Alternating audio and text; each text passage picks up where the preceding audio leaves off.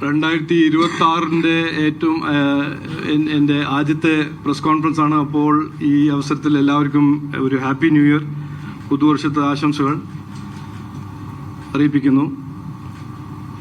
ഈ 2026 നമ്മുടെ നാടിൻ്റെ ഭാവിക്കും വേണ്ടി രജിജി പറഞ്ഞ പോലെ നമ്മുടെ പുതിയ തലമുറ, നമ്മുടെ കുട്ടികൾക്ക് വേണ്ടി ഒരു നല്ല കേരളം സൃഷ്ടിക്കുന്ന ഒരു വർഷമാവട്ടെ എന്ന് ഞാൻ പ്രാർത്ഥിക്കുന്നു, പ്രതീക്ഷിക്കുന്നു. വരാൻ പോകുന്ന അസംബ്ലി ഇലക്ഷൻ, അതിനുവേണ്ടി ജനങ്ങൾ ആ ഒരു പുതിയ ഭാവിക്ക് വേണ്ടി ഒരു തീരുമാനം എടുക്കട്ടെ എന്ന് ഞാൻ പ്രാർത്ഥിക്കുന്നു. ജൂലൈ 2025 അമിത്ഷാജി ഇവിടെ വന്നു. അദ്ദേഹം ഞങ്ങളുടെ മിഷൻ 2025 ലോക്കൽ ബോഡി ഇലക്ഷൻ്റെ തെരഞ്ഞെടുപ്പിൻ്റെ പ്രോഗ്രാം ഉദ്ഘാടനം ചെയ്തു. അദ്ദേഹം ഇനി ജനുവരി 11 ഇവിടെ വരുന്നു. ഞങ്ങളുടെ അസംബ്ലി ഇലക്ഷൻ്റെ ക്യാമ്പയിൻ അദ്ദേഹം ഉദ്ഘാടനം ചെയ്യുന്നു. ജൂലൈയിൽ വന്നപ്പോൾ ഇതുപോലെ തന്നെ ഒരു ചർച്ചയിൽ മാധ്യമ സുഹൃത്തിൻ്റെ ഒപ്പം ഞാൻ സംസാരിക്കുമ്പോൾ എന്നോട് അന്ന് മാധ്യമ സുഹൃത്തുക്കൾ എന്നോട് പറഞ്ഞു, ഇതിൽ വലിയ മാറ്റമൊന്നും വരാൻ പോകുന്നില്ല, CPM തുടരും ആയിരുന്നു അന്നത്തെ ഒരു ഫീലിംഗ്.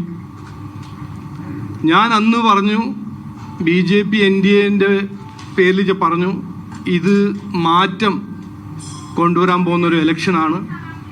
ജനങ്ങൾ തീരുമാനിച്ചു മാറ്റം കൊണ്ടുവരണം, മാറ്റം വേണം. അത് ജനങ്ങളും ഒപ്പം സംസാരിക്കുമ്പോൾ കൃത്യമായി മനസ്സിലാക്കുന്ന ഒരു കാര്യമാണ്.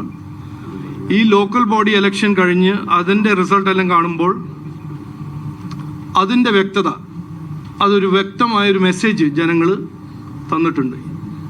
കഴിഞ്ഞ 10 കൊല്ലം അവസരം ജനങ്ങൾ കൊടുത്തപ്പോൾ CPM സർക്കാർ വികസനത്തിനെ കുറിച്ചോ അഴിമതിനെ കുറിച്ചോ തൊഴിൽ വിലക്കയറ്റം, വിശ്വാസികളുടെ സംരക്ഷണം, ഈ കാര്യങ്ങളിൽ അവർ പരാജയപ്പെട്ടു എന്ന് ഞങ്ങൾ BJP NDA കൃത്യമായി കഴിഞ്ഞ 6 മാസം നന്നായി സമരം ചെയ്ത് പ്രതിഷേധിച്ച് അത് ജനങ്ങൾ മുമ്പിൽ വെച്ചു. അതിൻ്റെ കാരണമാണ്, ഞാൻ അത് 100% അത് കാരണമാണെന്ന് പറഞ്ഞില്ല, പക്ഷെ അതൊരു ഫാക്ടർ ആയിരുന്നു ഈ ലോക്കൽ ബോഡി ഇലക്ഷനും ജനങ്ങളുടെ തീരുമാനം. ഈ ലോക്കൽ ബോഡി ഇലക്ഷൻ്റെ റിസൾട്ട് BJPൻ്റെ ചരിത്രത്തിൽ, NDAൻ്റെ ചരിത്രത്തിൽ ഏറ്റവും വലിയൊരു റിസൾട്ടായിരുന്നു. നിങ്ങൾക്ക് എല്ലാവർക്കും അറിയാം.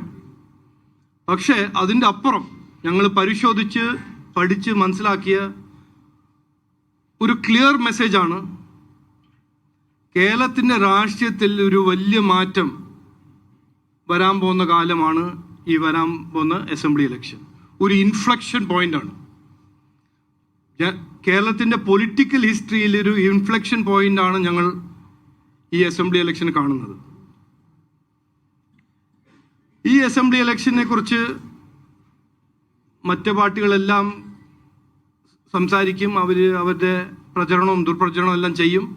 പക്ഷേ ഞങ്ങൾ അടുത്ത 100 ദിവസം മുമ്പോട്ട് വയ്ക്കാൻ പോകുന്നത് കൃത്യമായ 2 കാര്യങ്ങളാണ്. ഒന്ന്, ഏറ്റവും പ്രധാനപ്പെട്ട ഒരു കാര്യം, വികസിത കേരളം. ഞങ്ങൾ ആദ്യം മുതൽ പറയുന്ന ഒരു കാര്യമാണ്. വികസനം, തൊഴിലവസരങ്ങൾ, അടിസ്ഥാന സൗകര്യങ്ങൾ, സർക്കാർ സേവനങ്ങൾ, ഭരണശൈലി, ആരോഗ്യ മേഖല, വിദ്യാഭ്യാസ മേഖല, നമ്മളെ കുട്ടികൾക്ക് പുതിയ അവസരങ്ങൾ,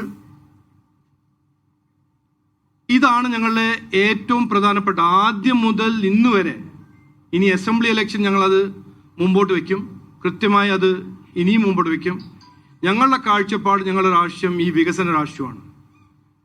അതിൻ്റെ ഒപ്പം ജനങ്ങൾ അവസരം കൊടുക്കുമ്പോൾ, കോൺഗ്രസിനോ CPMനോ BJP NDAക്ക് കൊടുക്കുമ്പോൾ,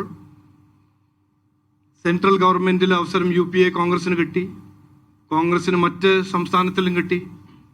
ഈ ജനങ്ങൾ വിശ്വസിച്ച് അവസരം കൊടുക്കുമ്പോൾ ഈ വികസനത്തിൻ്റെ ഡിപ്പാർട്ട്മെൻറ്റിൽ ആര് എന്ത് ചെയ്യുന്നു, റിപ്പോർട്ട് കാർഡ് BJP NDAന്റെ റിപ്പോർട്ട് കാർഡ് എന്നാണ്, കോൺഗ്രസിന്റെ റിപ്പോർട്ട് കാർഡ് എന്നാണ്, CPIന്റെ റിപ്പോർട്ട് കാർഡ് എന്നാണ്.